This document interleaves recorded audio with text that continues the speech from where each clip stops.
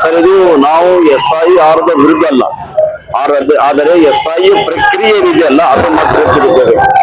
ಇದನ್ನ ನೋಡಿ ಇವತ್ತಿನವರೆಗೆ 13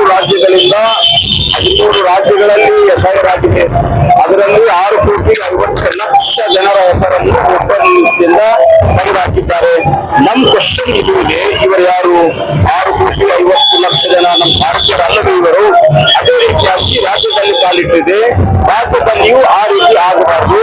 2024ರಲ್ಲಿ ಯಾರು ವಿವರಿಸಿದಾರಲ್ಲ ಅವ್ರಿಗೆ ಯಾವುದೇ ಒಂದು ವೋಟು ಹಾಕ್ತಾರೆ ಅಂತ ಒಂದು ನಮ್ಮ ವಿಡಿಯೋ ಆಗಿತ್ತು.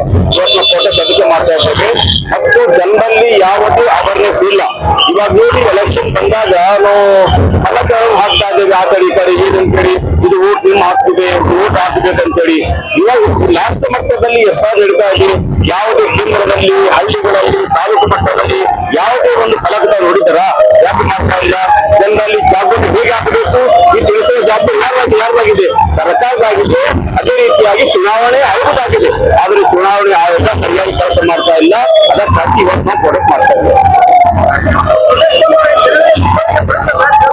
ಇಲ್ಲ, ಹಾಗಿಲ್ಲ. ಇವಾಗ ನಾವು ಜಾಥಾ ಕೇಳಿ ಬಂದಿವಲ್ಲ, ಇವಾಗ ನೋಡಿ 13ನೇ ತಾರೀಕಿಂದ ಹಿಡಿದು ಇನ್ನುವರೆಗೆ 5 ಜಾಥಾ, ಒಂದು ಜಾಥಾ ಡಿಸ್ಟ್ರಿಕ್ಟ್ ಕವರ್ ಮಾಡಿದೆ. ಡಿಸ್ಟ್ರಿಕ್ಟ್ ಹೆಡ್ ಕ್ವಾರ್ಟರ್ ಇದೆ. ಅದೇ ರೀತಿಯಾಗಿ ತಾಲೂಕು 120 ತಾಲೂಕದಲ್ಲಿ ಹೋಗಿ ಅವೇರ್ನೆಸ್ ಮೂಡಿಸಿದ್ದೇವೆ. ಇದು ಇವತ್ತು ಬಂದಿದ್ದು ಎಲ್ಲಾ ಜಾಥಾಗಳು ಇಲ್ಲಿ ಸಿಗ್ತವೆ. ರಾಜ್ಯದ 1 ಕೋಟಿ ಜನರಲ್ಲಿ ಅವೇರ್ನೆಸ್ ಎಲ್ಲರೂ ಕೆಲಸ ಮಾಡಿದ್ದು ಈ 7 ದಿವಸದಲ್ಲಿ ಎಲ್ಲ ಜಾಥಾ ಹೋಗಿದಲ್ವಾ, ಅದರಲ್ಲಿ ಎಲ್ಲ ಸಂಘಟನೆಗಳು ಸೇರಿ ಜಾಥಾ ನಡೆಸಿ ಅವೇರ್ನೆಸ್ ಎಲ್ಲರೂ ಕೆಲಸ ಮಾಡಿದ್ದು ಇವತ್ತೆಲ್ಲ ಸೇರಿದ್ದೇವೆ.